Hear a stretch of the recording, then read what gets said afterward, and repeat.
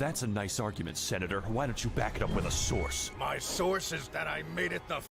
By now, you've no doubt heard of Chat-GPT. It's the new generative AI. It's been all the rage recently for the last couple months. AI has had like a really big insurgence, and I don't think it's that good, if I'm being honest. I've never found it very interesting. I used it for the first time. I was like, wow, this is really cool. And then after that, it's just not impressed me as much as I thought it would. If I was like in middle school or like elementary and it's like I had like a book report to do or something, I'd find it like really interesting. But like for collegiate level writing, I don't feel like it's up to snuff. So this story really caught me by surprise for a second until I realized that it was like an old lawyer who was doing this, because it's like, wow, this thing cannot write at like a proficient level. Why would they use it for like such a demanding like task, like for like a law case? So from AP, lawyer blames ChatGPT for tricking them into citing bogus case law. ChatGPT is incredibly good at making stuff up, which is another reason why I'm not particularly fond of it. If you tell it to tell you that X is equal to Y or whatever, it will give you like good reasons as to why. So two apologetic lawyers responding to an angry judge in Manhattan federal court blamed ChatGPT Thursday for tricking them into including fictitious legal research in a court filing. Attorneys Stephen A. Schwartz and Peter Loduca are facing possible punishment over a filing lawsuit against an airline that included references to past court cases that Schwartz thought were real, but were actually invented by the artificial intelligence-powered chatbot. Yeah, hopefully they do get in trouble. I don't think there's been any updates to this story, but they haven't gotten in any serious trouble yet. But I don't know. I don't know if they should get sparred over this, but they should definitely face some sort of consequences. Schwartz explained that he used groundbreaking program as he hunted for a legal precedent supporting a client's case against the Colombian airline Avianca for injury incurred on a 2019 flight. The chatbot, which has fascinated the world with its production of essay-like answers to prompts from users, suggested several cases involving aviation mishaps that Schwartz hadn't been able to find through usual methods used at his law firm. The problem was, several of those cases weren't real or involved airlines that didn't exist. Schwartz told U.S. District Judge Kevin Castell that he was operating under a misconception that this website was obtaining these cases from some source I did not have access to. That actually makes me wonder what he put in, because ChatGPT, like I said, it will lie to you, but you usually have to coax it into lying. So I wonder if it's like, oh, make me a case where X, like, or pull up a case, and like he wasn't being very careful into what he was asking the chatbot, because I feel like that's what would give you like an incorrect or like a fabricated like case like that. And like this is also really embarrassing because all you have to do is like double check. It's like, okay, yeah, sure, like this case looks solid and it looks like it has what I want. And like there's literally like free databases online. We can do this right now. I think it's called Justia.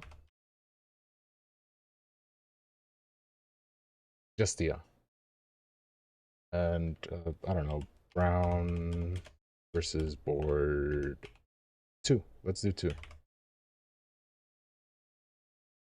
This is, yeah, Brown versus Board 2. And then you can just read like the holdings, the opinions. That's all you had to do. Once he had like his cases, I was like, okay, cool, this sounds like it fits what I want, and all he had to do was just double check, but he couldn't do that. You had to like you could have had like anyone at the firm, like the coffee kid could have like gone to do this. It's like, oh yeah. They said he failed miserably at doing follow-up research to ensure the citations were correct. I did not comprehend that ChatGPT could fabricate cases. Generative AI, man. It's supposed to generate stuff. Yeah, it doesn't matter if it's real or not. Its success demonstrating how artificial intelligence could change the way humans work and learn has generated fears for some. Hundreds of industry leaders signed a letter in May saying that warns mitigating the risk of extinction from AI could be a global priority alongside other societal scale risks such as pandemics and nuclear war. I don't think so. I don't know, not now. Again, like I said, I'm not very impressed by artificial intelligence at the moment. I've messed around. I've messed around with the, what's it called, Midjourney, the picture AI. Also, it's kind of cool, but I can't. I don't know. Maybe I'm not talented enough to get it to do what I want it to do. But it's not exactly cranking out the photos or images in my head that I want to kind of like transplant onto the Discord bot. Judge Castell seemed both baffled and disturbed at the unusual occurrence and disappointed lawyers did not act quickly to correct the bogus legal citations when they were first alerted to the problem by Avianca's lawyers and the court. Avianca pointed out the bogus cases in a March filing. Damn, they had time, and there's a lot of usually like back and forth, and it's just more embarrassing. That's so embarrassing that they like waited. The judge confronting Schwartz with one legal case invented by the computer program. It was initially described as a wrongful death case brought by a woman against an airline, only to morph into a legal claim about a man who missed a flight to New York and was forced to incur additional expenses. Yeah, this is the thing too with like Chat GPT. It's like it'll lose its train of thought sometimes and just start like rambling about like fairly incoherent stuff. If you ask it to like extend stuff, can we agree that that's legal gibberish? Castell asked. Schwartz said that he erroneously thought that the confusing presentation resulted from excerpts being drawn from different parts of the case. When Castell finished his questioning, he asked Schwartz if he had anything else to say. I would like to sincerely apologize, Schwartz said. He added that he had suffered personally and professionally as a result of the blunder and felt embarrassed, humiliated, and extremely remorseful. He said that he and the firm where he worked, Levidow, and Oberman, had put safeguards in place to ensure nothing similar happens again. Yeah, just ban ChatGPT, man. Or just double check your work, man. It's, oh, how embarrassing. Loduca, another lawyer who worked on the case, said that he trusted Schwartz and didn't adequately review what he had compiled. After the judge read aloud portions of one-sided case to show how easily it was to discern that it was gibberish, Loduca said, "It never dawned on me that this was a bogus case." He said, "The outcome pains me to no end." Ronald Minkoff, an attorney for the law firm, told the judge that the submission resulted from carelessness, not bad faith, and should not result in sanctions. I don't know. I don't think so, dude. I think you should still like be punished for this. Like this is incredibly like it's still like extreme carelessness. It's like you are a lawyer, someone has paid you money to like represent them. Like you absolutely should suffer like consequences. And I mean, I guess he is, people are going to know him like as a Chat GPT lawyer for a while. And there's been other people who have like said that, oh, my AI will like defend you in court or whatever. But that's completely separate from like this, where it's like, oh, I'm a lawyer, I'm gonna represent you. And it's like, JK, I'm just gonna ask like ChatGPT to do all my work for me. He said lawyers have historically had a hard time with technology, particularly new technology, and it's not getting easier. I think it's very safe to bet that he's a fairly older gentleman, and I think boomers just have like a more difficult time with like technology than like young people. I think if you explain to someone what ChatGPT was and that it can make stuff up, I mean, I'm sure someone like younger would just figure this out on their own, like I did. Mr. Schwartz, someone who barely does federal research, chose to use this new technology.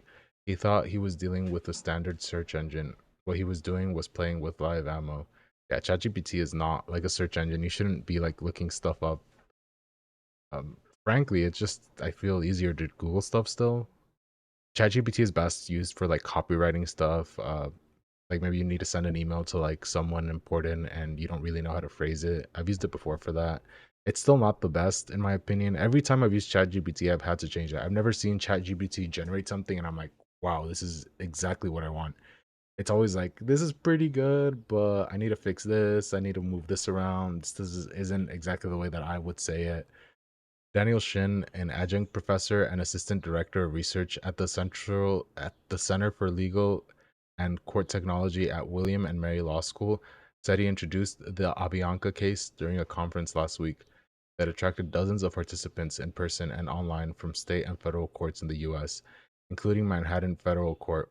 He said the subject drew shock and befuddlement at the conference. We're talking about Southern District of New York, the federal district that handles big cases, 9/11 to all the big financial crimes. This was the first documented instance of potential professionals' misconduct by an attorney using generative AI. He said the case demonstrated how lawyers might not have understood how ChatGPT works because it tends to hallucinate, talking about fictional things in a matter that sounds realistic, but it is not. It is very good at gaslighting. I completely agree. It will completely lie to your face and make stuff up that has not existed. It highlights the dangers of using promising AI technologies without knowing the risks, Shin said. The judge said he'll rule on sanctions at a later date. Okay, so it seems like they are going to get in trouble, which is good. They they very much should.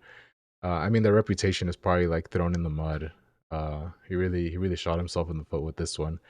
I have no doubt that AI will eventually, if it isn't already, be used in like court cases and stuff. It is a very promising technology, uh, but it's just incredibly in its infancy right now. It's super young. There's still many iterations that it needs to go through before people will be able to use this in a more comprehensible manner. But yeah, let's see. I guess. Yeah, I think you messed around a little too early, man. Let's